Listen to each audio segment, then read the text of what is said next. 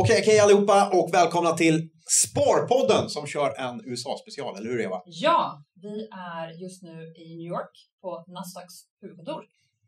Ja, och där ska vi prata lite grann om den amerikanska IPO marknaden. Eller hur? Och vem har vi med oss? Är den lika het som i Sverige? Jag tror inte det. Vi får se. Vi hoppar över och kommer nu köra resten på engelska. Hoppas det är okej. För nu ska vi träffa Bob McCooey. Welcome to this podcast. Thank you. Nice to be with you. And tell us a little bit, who are you? And why are we here at Nasdaq? Wow. Who are Bob McCooey?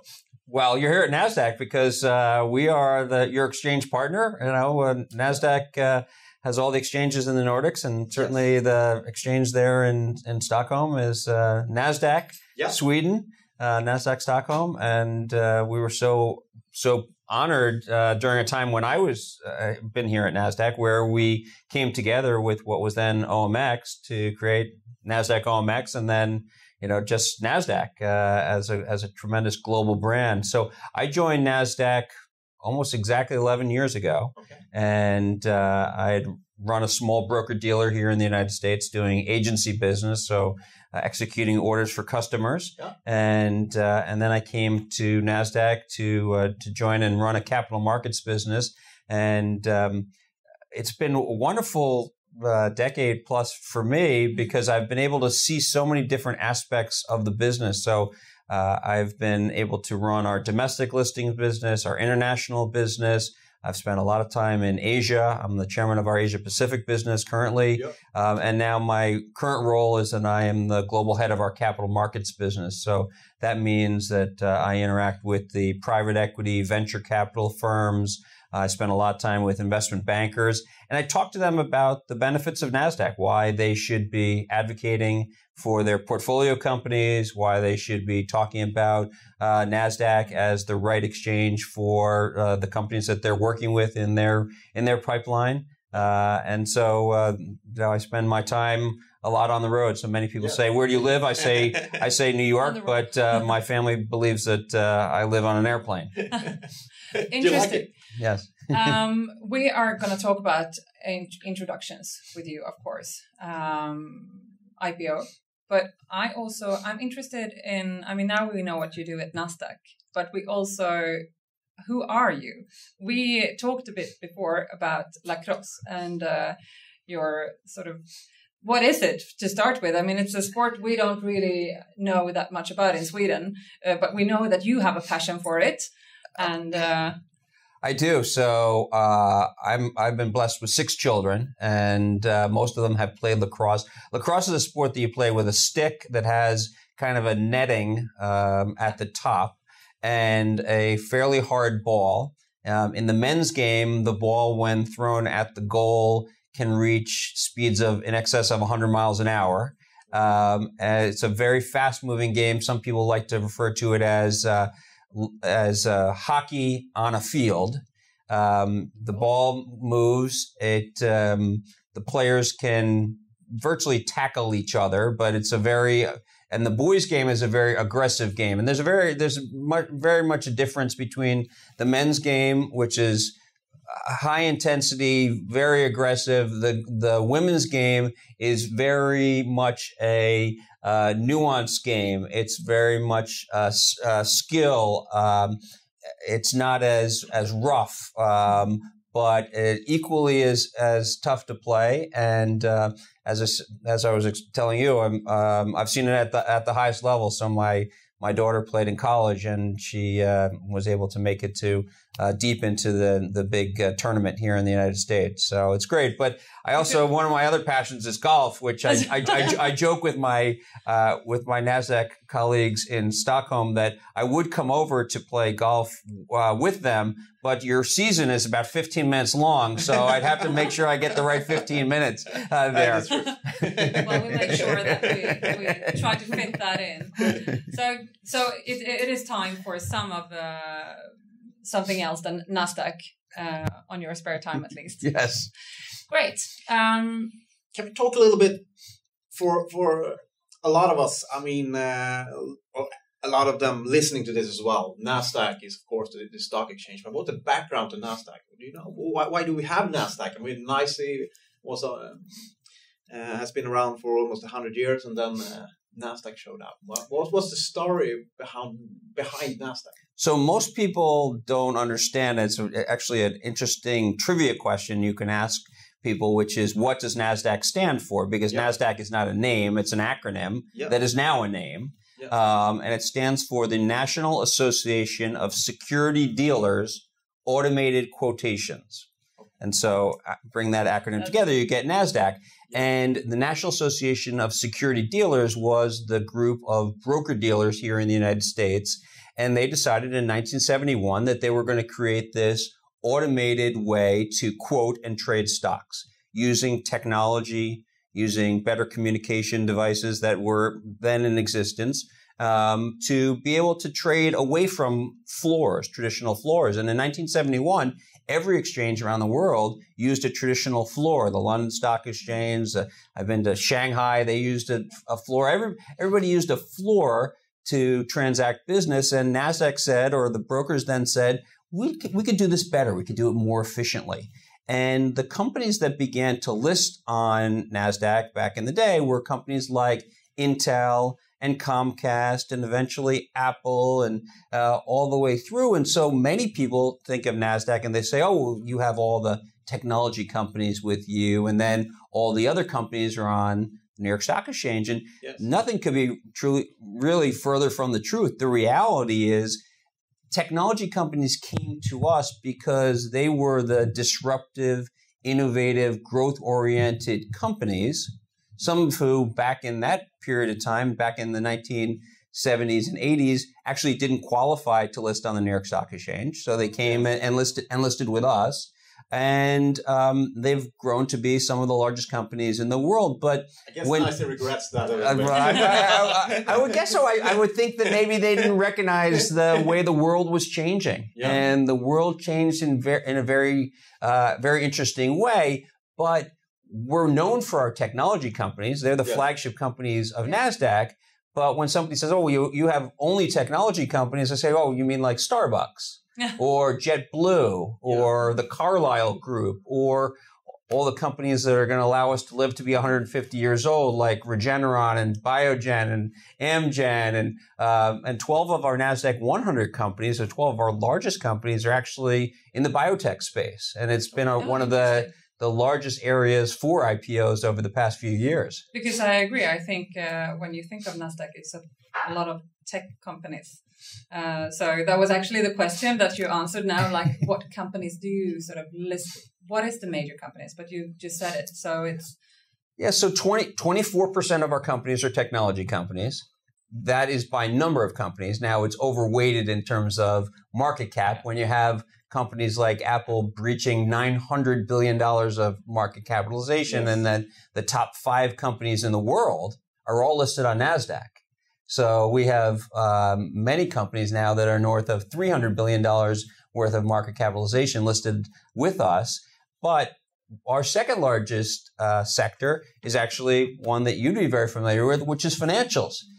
We actually have 2.5 times as many financials listed on Nasdaq than are listed at the New York Stock Exchange. Well-known brands like T. Rowe Price, or as I mentioned, the Carlyle Group or Northern Trust are all listed on Nasdaq. Virtually every one of the community regional banks in the United States are all with us. And then healthcare makes up about 19%. Consumer, like a Costco or a Starbucks or a Potbelly or Panera Bread, those are all companies that are listed with us. The entire kind of truckers, PACCAR and C.H. Robinson, and again, companies that you wouldn't traditionally think of as Nasdaq kind of companies, and so we've done exceedingly well. I always kind of equate those companies who have come to us in this disruptive way, where certainly the technology companies disrupted their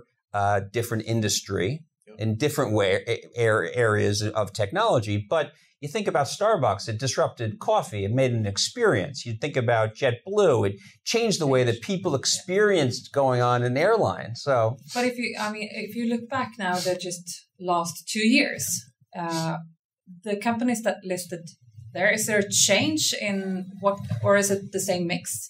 Or do you see a trend that more traditional companies are coming in, or more tech companies, or how is the listing climate in sort of America or New York? Well, we look at it in a couple different ways. One is we look at it across our entire enterprise as new listings. Mm-hmm. So we do get companies through IPO, and I'll talk about that more in a second. We also get companies who switch to us from the New York Stock Exchange. So we actually just recently breached the $1 trillion worth of market capitalization of companies who have left the New York Stock Exchange and joined Nasdaq. So American Airlines and Walgreens and Texas Instruments and Mattel and Hasbro and Kraft Heinz. So all different sectors, as I've just mentioned. CSX, which is a big railroad company here in the U.S., not one that people would think of as traditional, a Nasdaq kind of company. And in fact, last Friday we had Brookfield Properties, which is a big REIT here in the U.S., a $16 billion REIT, announced that they were leaving the New York Stock Exchange to join Nasdaq. So we do really well in actually talking about our value proposition to companies that are listed on our competitors' market and having them switch over to us. Some companies who were listed before Nasdaq existed. Mm-hmm. So it gives us a chance to actually, compete for their listing today. And then in IPOs, it's life sciences. It's still big. All those biotechs I was talking about. It is technology companies, including a lot of fintech type of companies that are coming to us. Always a good portion of our companies are in financials. And then the interesting phenomenon that's happened more this year is the reemergence of China and Asia Pacific as a feeder for listings here on Nasdaq. So we had 4 IPOs from China last week. There are 3 or 4 in the U.S. capital markets again this week. We've already hit 20 IPOs from China this year. There were only 9 last year. Okay. So it's already growing, and there will be, I know, in the pipeline several more between now and the end of the year. What type of companies? It's interesting. It is fintech, life sciences, e-commerce. So far, there are also streaming businesses, enterprise technology businesses, logistics businesses that are considering the U.S. markets. So for a lot of people, they'll say, well, why would those companies actually decide to list on Nasdaq? There are robust markets in their, certainly in their time zone. But for us, it's not about trying to convince a company not to list in the local market, because most companies will and belong in their local market. It is about those small group of companies, whether they're Mercado Libre from Argentina that listed with us a decade ago and is really the eBay of Latin America, or whether it's Baidu or Ctrip, which is the Travelocity of China, or JD.com, which is a huge e-commerce company. We've got 4 of our companies that are from China that are all over $40 billion market cap and part of the Nasdaq 100. So those companies, they want to have a global presence, and so they come to Nasdaq. We have one of those companies in Sweden called Spotify. Yes. Are you pitching on them? I'm a user. Yes. Do you like it? Love the product. Great product. I've been using it for years. Yeah. So Spotify, great brand. I'm looking for listing. They are probably not going to Stockholm, I guess. According to the press, they're looking for for a home to be listed on, and we'd certainly be honored if they chose us. Yes. How is a process like that going on? Do you actually actively pitch on these companies to get them to list at Nasdaq, or how does it work?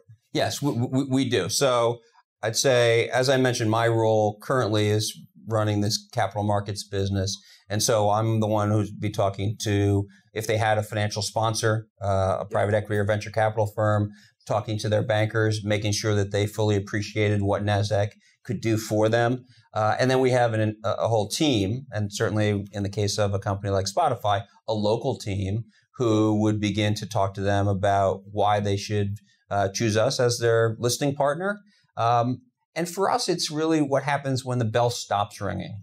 So when you think about what Nasdaq can provide to a company, it's this long-term partnership. And it's something that we've focused on over the past dozen years or so, which is what are the benefits of being listed with us? What are the services that we can provide to a company after their IPO? Because after they get through that magical event, you're back at your desk and you have a whole brand new set of shareholders and a whole brand new set of challenges. And what Nasdaq has done is that we've bought and built what we call a corporate solutions business, which are the services that a company needs to really interact with the market and with their customers each and every day.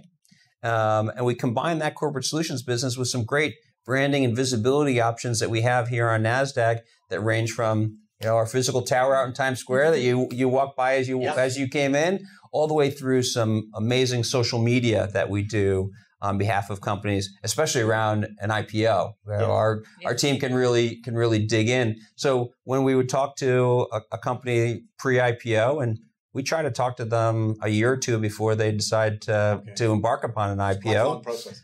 It is. It's some of my colleagues like to refer to it as the courting process, and then the IPO as being the wedding. Yeah. So we want to talk them through that. You got to start dating first. You got to start dating first, and so you can't just show up the week before and say I've got a date on the calendar for us to get married unless you've actually done all the work. Yeah. And given your spouse and your long-term partner the rationale as to why they should choose you rather than all the others in the world that they could. And so a company like Spotify or any of the other 106 companies that have chosen Nasdaq so far this year, went through an evaluation process as to why they should be listed in a particular jurisdiction like the United States, and then beyond that, which exchange they should be listed on. And thankfully, we've won about 63% of the IPOs so far in the U.S. this year.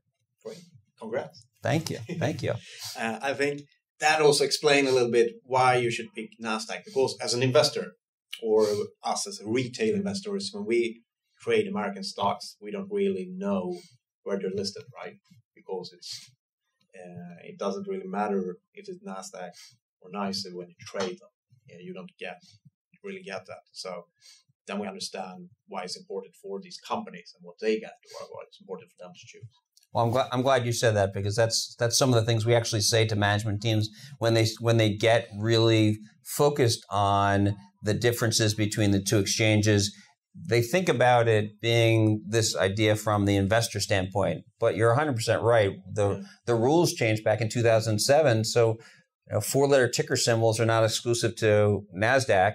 More importantly, 1, 2, and 3-letter ticker symbols are not exclusive to the New York Stock Exchange. So we won that battle with the SEC back in 2007. And so Zillow is listed on Nasdaq under the single letter Z, and there are a whole bunch of 4-letter ticker symbols that are listed on New York Stock Exchange. But there are probably a lot of people who believe the 4-letter ones are listed with us, and the 1-letter Zillow is listed with them, and that's just not the case. So the world has changed pretty dramatically, and we explain that to management teams so that they understand that what an investor is looking for is they're investing in you as the management team. They're investing in your product, your growth opportunity, what the runway looks like.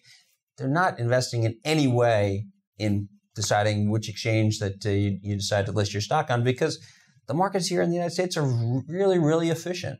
No matter which market you choose, the markets are tremendously efficient, tremendously liquid, and the stock will trade spectacularly well. It is the other aspects of why you should choose one market rather than the other as to why you should become part of the Nasdaq family. Interesting.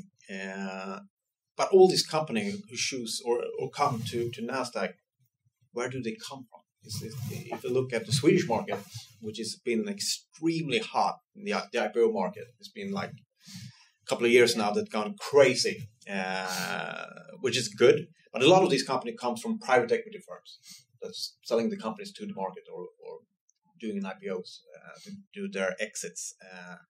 Is it the same as in the US? It actually is. So a lot of my friends on weekends will say something like, "Oh, it's too bad that this company is getting taken over, that company is getting taken over, and they're coming off of your market." I say that's just a natural part of the cycle. And companies were taken over by private equity firms years ago. Large organizations were put together by multiple different companies, and now we're seeing spin-offs, carve-outs of those companies now coming to market. We were so pleased earlier this year that MetLife, a big life insurance company listed on the New York Stock Exchange, actually took Brighthouse, one of their divisions, public, and chose Nasdaq as the listing venue, an $8 billion market cap company. Yeah. So for us, it gives us the opportunity to actually compete for additional business when those spinoffs happen. As I said, in my role, I'm talking to the private equity firms on a daily basis, trying to understand who in their portfolio might be coming public, making sure that my team is in front of those management teams, explaining the benefits of a Nasdaq listing and making sure that we're well positioned to hopefully win that listing. Yeah. You have a really interesting role, I must say. But if I could ask you, what is your dream IPO? What company would you like to see listed here? Like bring onto the market? Well, is there anything left that's not here? Oh, there's plenty left. I mean, boy, there are huge companies that are private here in the United States, from Cargill to Koch Enterprises to listed on the over-the-counter market here in the U.S. is, for example, Tencent, which is listed in Hong Kong and listed here. Wouldn't that be a wonderful listing for us? But I actually lived one of the dream IPOs because I was leading the team that did the Facebook IPO back in the day. So I got to engage with that entire team and working with them and convincing them that Nasdaq was going to be the right partner for them. So that was a spectacular and magical time for me to work closely with them and have them hard to top, and to see a company do as spectacularly well as they have done now, well over $400 billion worth of market capitalization with us. So great. Shall we do a last question? Yes. Yes. Nasdaq 10 years from now. What will it look? Will the stock market exist the same, or will it different? What will happen? Well, I think what we've done already is to transform what it means to be a stock exchange, and more than that, an exchange company that is publicly traded. So when we look at Nasdaq, we think of ourselves as a fintech company that runs exchanges rather than an exchange company. And our piece of the business I work in, the listings business, is only about 12% of Nasdaq's overall revenue. We do about $2.5 billion worth of revenue, and most of that is driven off of other areas of our business. Whether that's our data business, our index business, the creation of ETFs, our transaction business. That when I joined 11 years ago, we only traded equities, and today we trade fixed income and commodities and interest rate futures, and we're clearing and settling salmon in the Nordics. So we do a whole lot more than we ever did. And our merger with OMX brought us a great opportunity that we've expanded upon, which is our market technology business. So we now power 90 different exchanges in 50 countries around the world. We provide the regulatory technology through our smarts division. So whether it's a regulator, whether it's an exchange, whether it's a broker-dealer who want the highest quality of regulation within their business, they're using our product to do that. On the risk side, we have a product called BWise. So we're constantly innovating, and we want to take this leadership role within the exchange space, within the fintech space. And more than that, I think we're going to continue just to push the barriers of how we engage with our customers to provide value to them each and every day.